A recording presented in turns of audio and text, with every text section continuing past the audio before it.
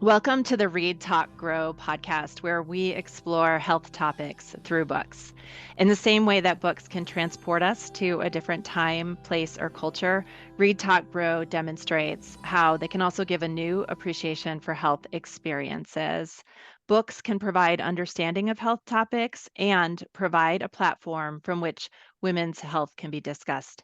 At Read, Talk, Grow, we're using books to learn so that we can all lead happier, healthier lives. I'm your host, Dr. Denise Milstein. I'm an assistant professor of medicine at Mayo Clinic, where I practice women's health, internal medicine, and integrative medicine. I am always reading and I love discussing books. So let's get started. Our book today is Someday Maybe by Onyi Nwabineli. Our topic today is grief, and listeners should know the focus will be on losing a spouse after suicide. I'm very excited about our guest. Onyi Nwabineli is a Nigerian British writer living in London. She's the co founder of Surviving Out Loud, a fund that provides fiscal support for survivors of sexual assault, and the founder of Black Pens, a writing retreat for Black women. Her debut novel, Someday Maybe, was a Good Morning America book club pick. Her latest novel, Allow Me to Introduce Myself, is out now. Onyi, welcome to the show. Hello, and thank you so much for having me. I'm very excited to be here. We're so excited to talk to you from the other side of the world, no less. Our expert guest today is Dr. Craig Sawchuk. He's a psychologist and the chair of the Division of Integrated Behavioral Health within the Department of Psychiatry and Psychology at Mayo Clinic in Rochester, Minnesota. He is also the co-chair for clinical practice in the department and a professor of psychology at Mayo Clinic College of Medicine and Science. His research aims to improve the treatment of anxiety and depression in primary care. Craig, welcome to the show. Great. Thank you for having me. And it's nice to be on the same continent as you, Dr. Milstein. Someday Maybe is a novel about a specific type of loss. Eve is a young woman in love with her beautiful husband, who she describes as a demigod. In the prologue, readers find out that Quentin, called Q, has killed himself on New Year's Eve, and that Eve is not okay.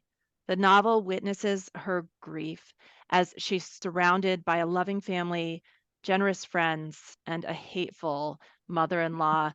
Onyi, I received Someday Maybe as part of a personal book service through Just the Right Book. It was so raw and such an honest depiction of grief. It helped me reconsider how different grief after suicide can be. Thank you. Can you tell us about writing this book? Of course. So, interestingly enough, this book is a gift, I would call it, or a love letter to a close friend of mine who actually did lose a spouse through suicide, and being there for her, or attempting to be there for her as she worked through or tried to navigate the aftermath of her husband's death. I kept asking, as most people would, what can I do? How can I help? Is there anything I can do to help you feel better? And she just kept saying, I want you to write about how I'm feeling. And that's a huge undertaking. And I ran away from that for a long time and said, I don't know how you're feeling. I have never lost a spouse through suicide. I've experienced grief, as we all have. But this is, as you said, it's such a specific kind of grief. I just didn't feel equipped to do it justice. But you can't really turn a widow down. And so I was gently bullied, I would say, into writing this book. It is completely fictional, but the kind of foundation is for her, for my friend.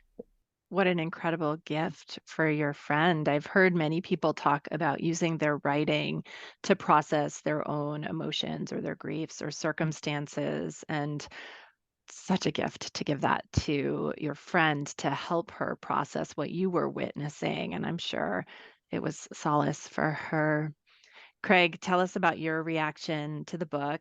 Well, first off, I really appreciate the gift, Anya, that you've given not only to us, but really the world with writing a book like this. You certainly didn't pick an easy topic to talk about, but your gift of being able to take a fictional story and really get to the heart of a lot of the matters that people go through, both related and unrelated to people who go through suicide is so poignant. Really with the prologue right out of the gate, it's a very guttural, visceral entry into your book. So it's just drafted in a way that really parallels the experience of what people go through in the context of suicide. Tell us your thoughts about Q. With Q, it's we can take a step back and look at various risk factors for suicide, but they really vary depending upon everybody's circumstances are their own. We can think at it at an individual level. Is a person struggling with anxiety, depression? Are there other mental health concerns going on, substance-related issues? What about physical issues? Illness, pain, chronic pain can be one of those risk factors. We always think about the context. Our lives happen in context as well too. So what are those stressors, those pressures, those things that people are feeling are unpredictable, uncontrollable, and oftentimes feel very unmanageable. Are there, in some cases, even social determinants of health like poverty? Is there historical biases that they're struggling against as well too? These factors all come into play when we think about suicide. What is a little bit different in this case is a young man. I believe Onyi in the book mentions frozen in time at 33 years old at the time of his death.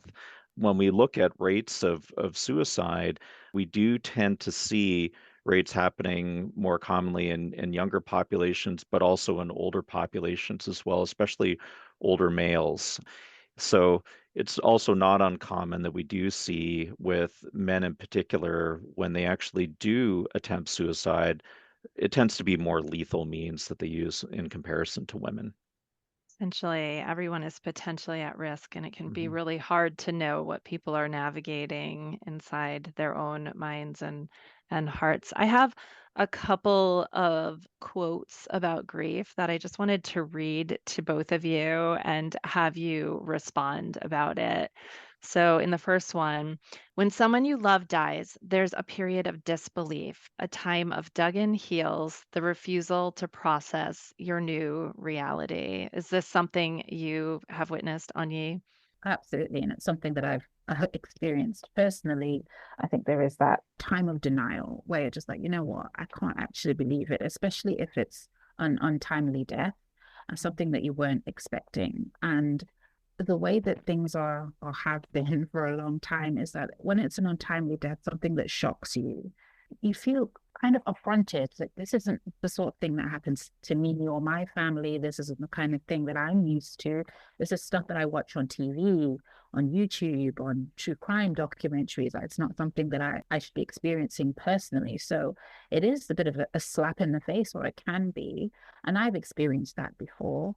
And I don't want to believe it. Sometimes you'll wake up the next day or for every morning for the next week or month and say, a split second thinks, okay, everything's fine, everything's back to normal, and then reality slaps you again, and it's painful. It's like Groundhog Day, but the best kind. So Mhm.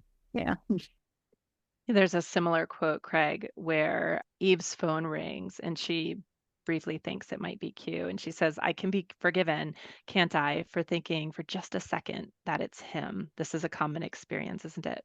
It's a really common experience in grief. And I appreciate what Anya was saying is that suicide, the sudden loss of someone is so far beyond normalcy for us. Is like, how else are we supposed to think and feel? It's almost like it's a completely different experience in our user's manual of life. So when left with so much uncertainty and desire to have answers, I know when Anya had shared her friend is to her friend, what can I do to help?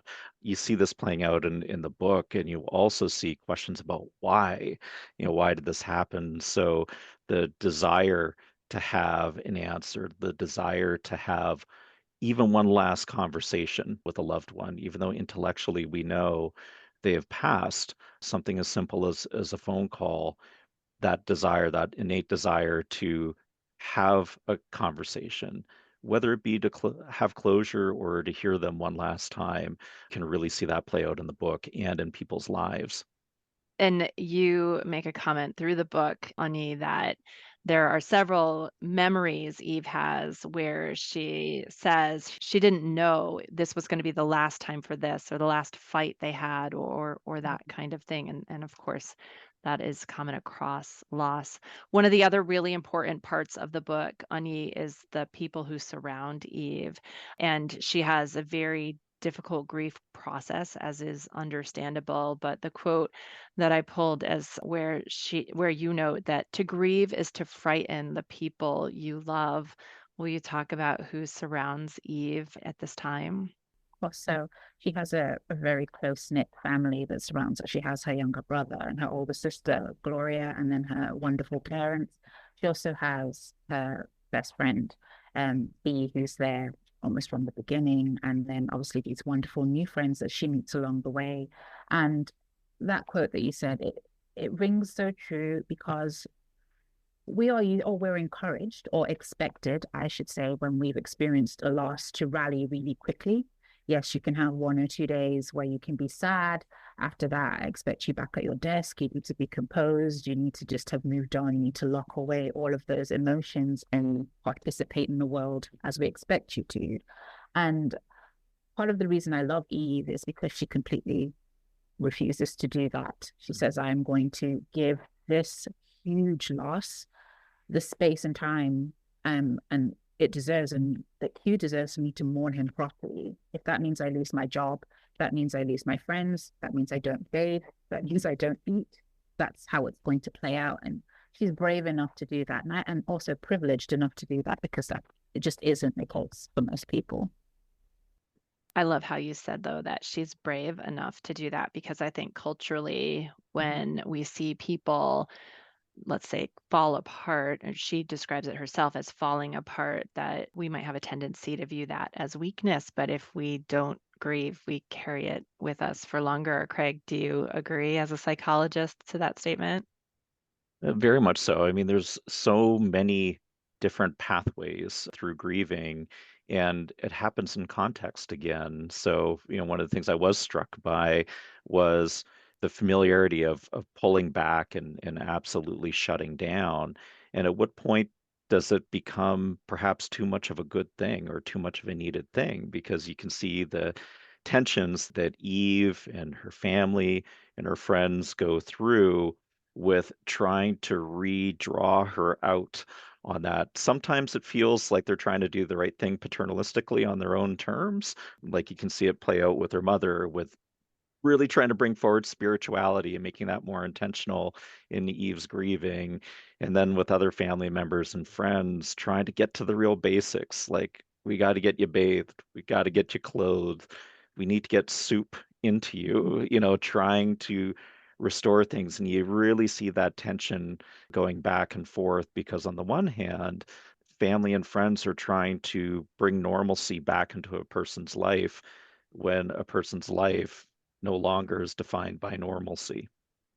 Can I just follow up with it because I think that's fantastic. And also what you said about the family as well, and touching back on what you said earlier, Dr. Milstein, about giving the space and time and the bravery. There is tension in this expectation to go back to normal, and to grieve, as you said, is to frighten people. And when someone you love is devolving and you don't recognize them anymore and you become scared for them as well as scared about what you're witnessing, that's how Eve's family and friends are reacting. So yes, they love her, they want her to be okay, but they also are terrified because they don't know that she will be okay. Everybody's navigating this strange journey in their own different ways, and it plays out in different ways. Sometimes there's tension, sometimes there's all out anger, and a lot of empathy and just sadness across the board. There's a late quote about grief that says one of the most horrific conventions of grief is its sneakiness, its absolute refusal to be linear. I think that's so important that even when you might have this period of acute grief that's perhaps short-ish at the beginning, that it will rear its head again when you've had a loss like this. Most likely, is this fair for the rest of your life? So, yeah, absolutely. And you just don't know what can trigger you at any point. You could have had months of being relatively on an even keel, and then you will hear a sound or a song, or you will find a sock down the back of a chest of drawers, or you will look at the sky and the cloud will be making a shape, and that can just set you off. It can be literally anything, and it's beautiful in a way because you know that you're still carrying that person with you, but it does wrong foot you as well. And sometimes it's so painful, you think, well, will I ever be over this? And what I've learned in my own experience with grief is that no, you won't ever be over it. You just won't feel like that constantly. Come in waves. Right. Time really Yeah. is linear. It goes in one direction, but our brain certainly does not. And Yeah. the triggers that we come around as well too. And it is remarkable how sometimes the slightest thing that we incidentally come across, even a smell, can bring us right back. And the intensity of that, like we just can see ourselves right there and we can jump into different timelines of our life, with this particular person and then what life has been like afterwards as well too. And sometimes we do intentionally go out of our way to bring those triggers close to us as part of a memory. And with Eve, you can see wearing Q's clothing and looking for those smells and reconnecting with the visual art that he presented. But then there's so many unintended triggers that we do come across as well in that journey. That's a really powerful distinction that I don't know I have ever consciously made because certainly when you've lost somebody, you might sit around and tell memories and you might cry and feel sad and feel the loss of that person.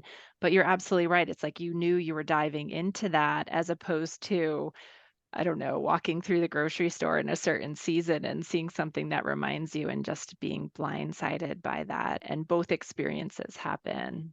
A Like lot a of sense of wisdom in that. control. Like you feel, if I'm the one that's making a decision to talk about this person or to go and walk down this road that we used to walk down, then I feel like I'm a bit more in control of my emotions. But if you're just, minding your business, as it were, and then something comes out of the blue and you just break down, like, okay, well, I'm right back at the beginning, and that's hard.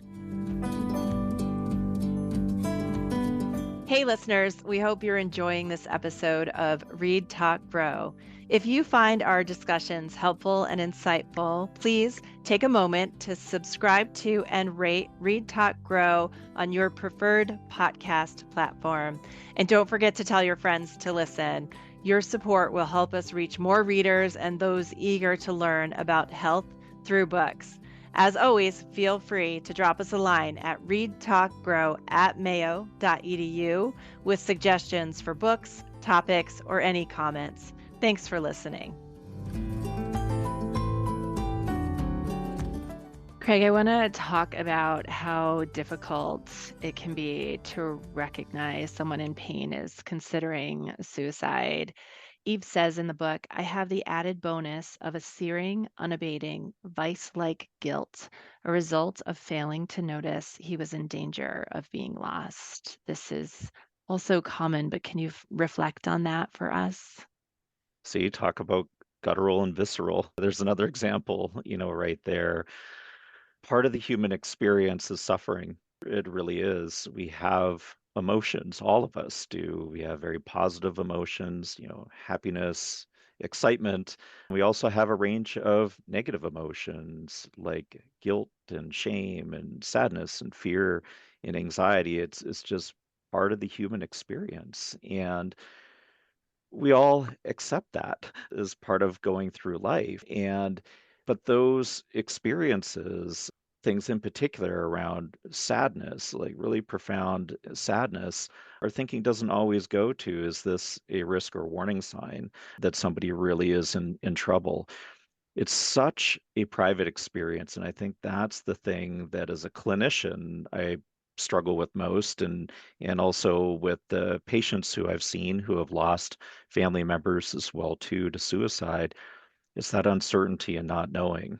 And Anya did again a beautiful job throughout the book, really articulating that. Again, the questioning, like, did you know? Why? The searching for a note for an explanation. And this is often the case, is that we don't always know why.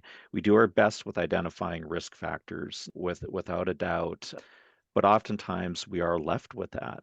And an interesting thing that one of our psychiatrists here at Mayo had reflected on one time, as a clinician or even as a family member or a friend, how do you know that you've actually saved somebody from killing themselves? And that's a very powerful way of trying to look at this as well too. Suicide, it is a very low probability event that happens, but it's preceded by people having thoughts of not wanting to live. But then that kind of translating into plans, desires, or even urges, to do so, and not all attempts end in a completed suicide.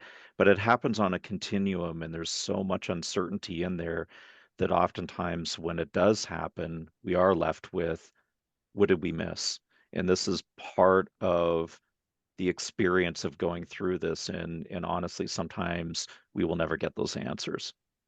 I think that's so fantastically put, and a lot of readers are very angry at me about the lack of note in the story.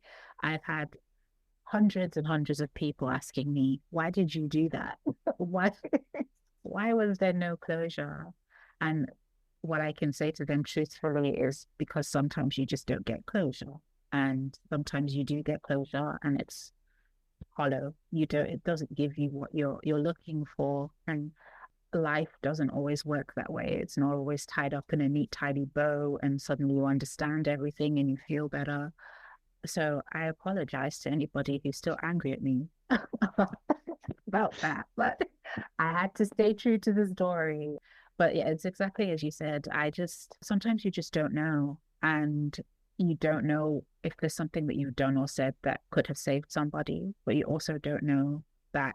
And I think humans are very, very, very arrogant sometimes and think that I can be the one to save this person. I know exactly what to do to say that will remove all of that suicidal ideation. And it just doesn't work like that a lot of the time. And I've been there and I've thought that I have all the answers and I just very much don't. And it's painful, but it's a learning process. You just have to do what you can and encourage and gently push people into the hands of the professionals that can do it. Yeah, Anya, you should almost have a canned response when people are asking, the angry folks that are asking for that letter, is you can say, well, someday maybe might be the way to go. That is kind brilliant. of sets it up for it. Another thing that stood out for me in this book is that part of the conflict, and in turn part of the incredible guilt that Eve feels, is that there's that breakdown in communication, and in how that communication was part of their relationship, and how she really, really blames herself through this book.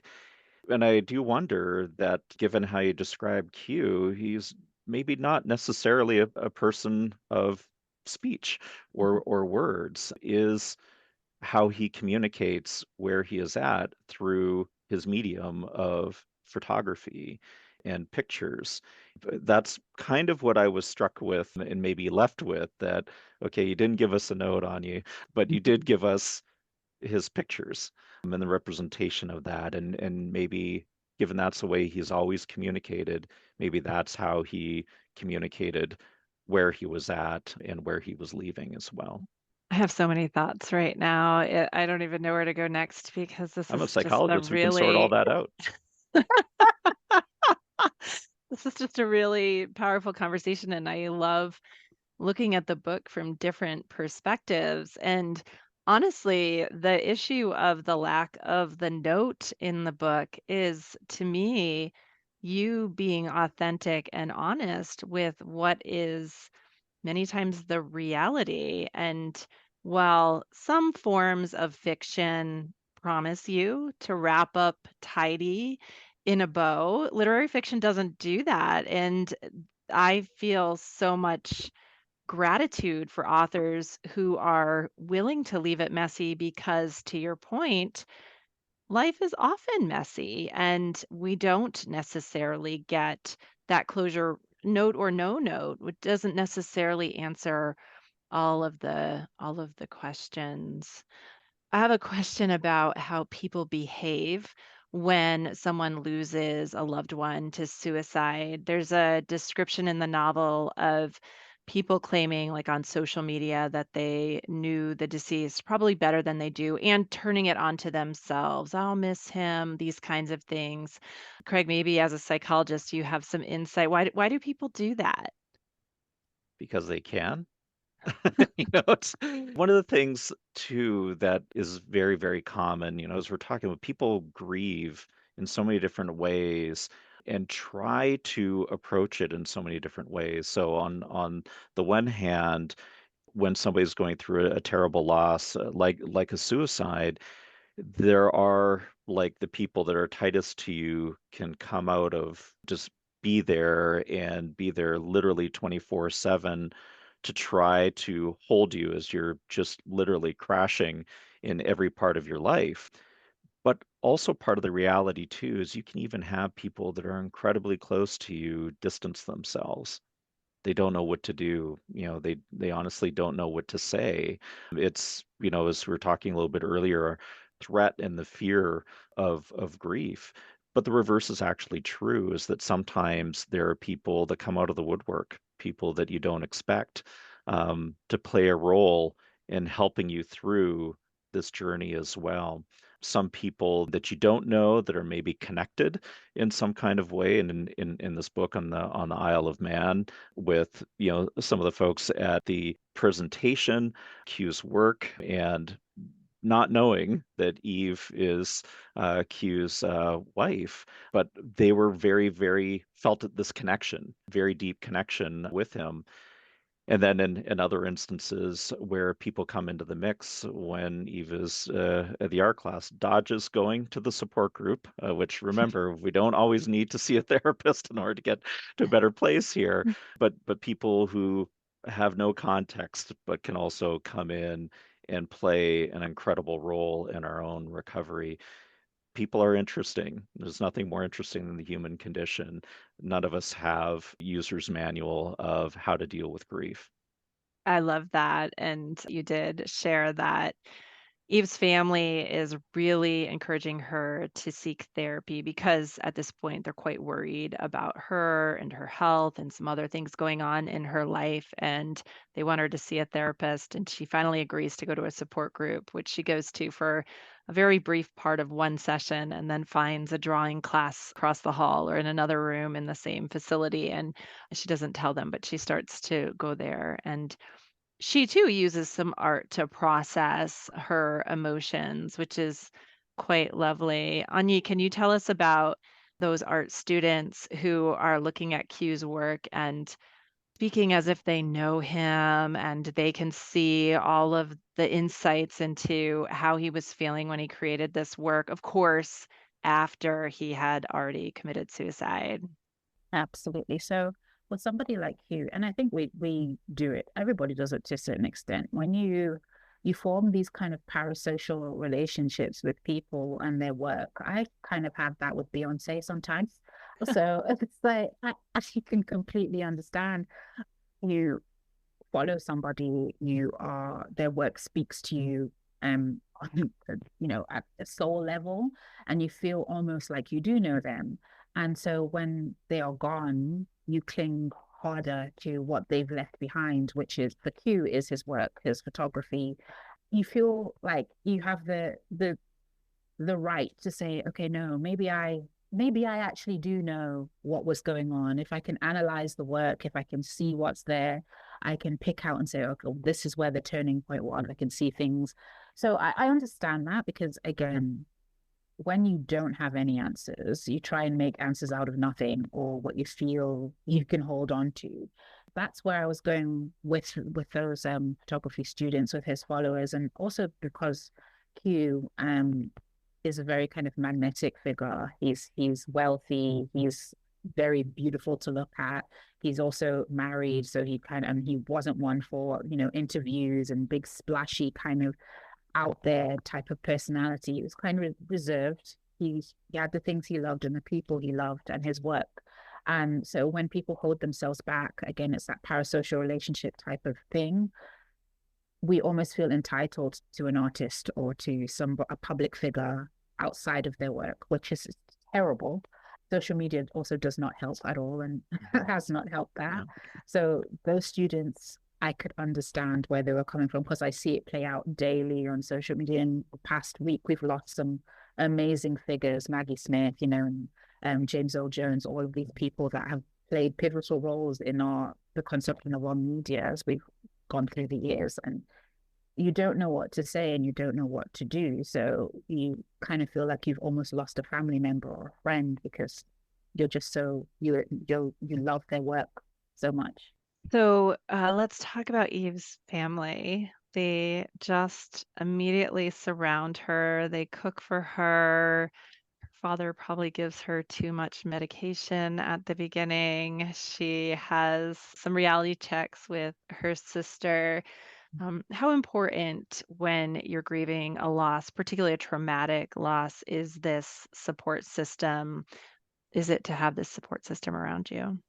I don't know. And I don't know how people can manage without it, except for out of pure necessity, because especially within the Nigerian culture, African cultures that I'm part of, that is just what you do. Like everything is taken out of your hands when you've suffered loss.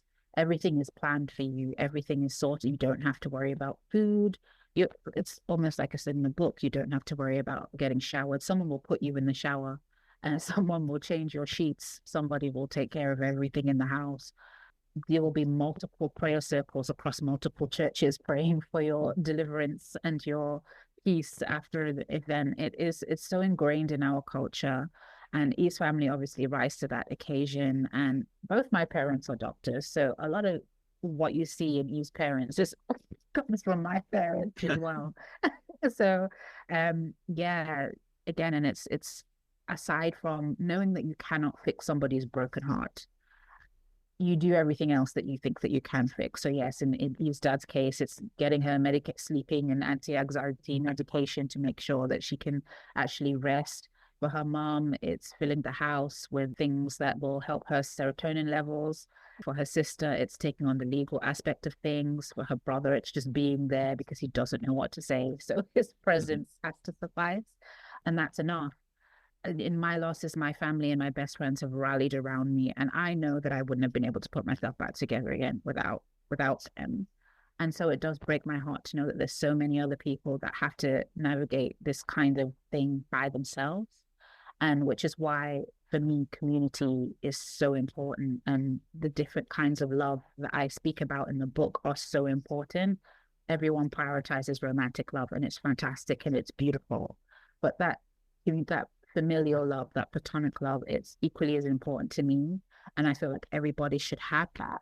And so many people don't. And I think with things like the pandemic, it's become worse. People have become more isolated. And that is heartbreaking. Right. We think of isolation Mm-hmm. as a risk factor in and of itself for suicide. Isolation is also a risk factor for ongoing struggles in our own bereavement. And that's where you see this tension kind of in the book, the wanting to shut down, the wanting to isolate, and how the love of the people around her, especially her family, is we are going to be there, whether you like it or not, especially her younger brother. I just don't know what to do. But I'll just like be there. Come on, let's go. But what's the opposite of isolation? Sense of community, and family and community can be defined in so many different ways, which makes it unique to the human experience. But we are social animals, by nature, and when we can get in those very genuine, heartfelt connections, family with community, that is a very protective factor for honestly anything and at any time in our lives. So tend to those relationships. And I think another important message is just show up. Even if you don't know what to say, Yeah. even if it feels awkward, it's so important to just show up. Craig, I want to finish the episode by commenting on some resources. Onyi, in the back of her book does give an author's note, which provides resources both in the United States and in the United Kingdom. But would you comment on how one reaches out if they're worried about suicide, affected by suicide, or just need to talk about the topic?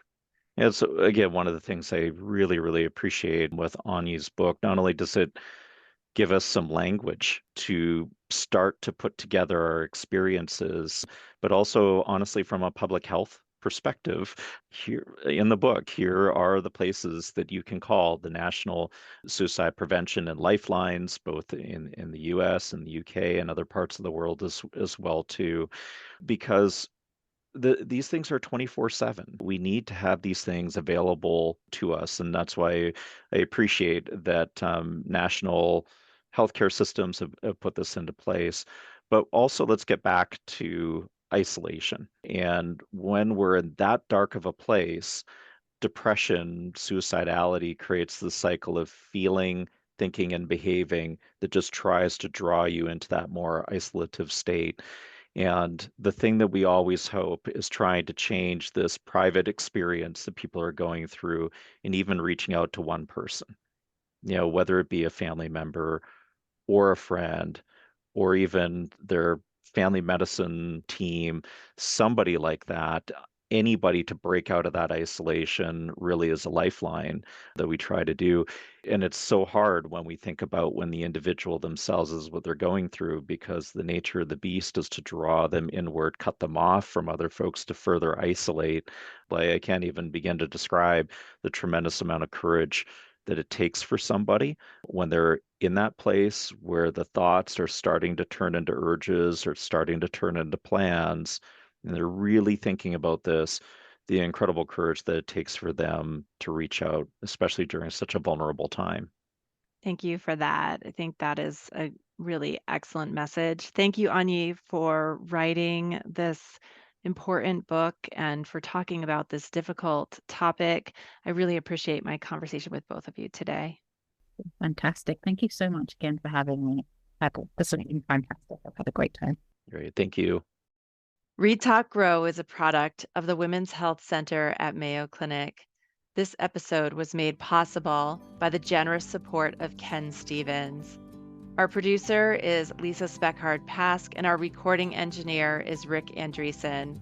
Visit our show notes to see the books discussed today and for links to other health education materials. Follow us on social media like Instagram and Facebook, or reach out directly to our email, readtalkgrow@mayo.edu, with suggestions for books or topic ideas. We'd love to hear from you. This podcast is for informational purposes only and is not designed to replace a physician's medical assessment and judgment. Information presented should not be relied on as medical advice. Please contact a healthcare professional for medical assistance if needed for questions pertaining to your own health. Keep reading, everyone.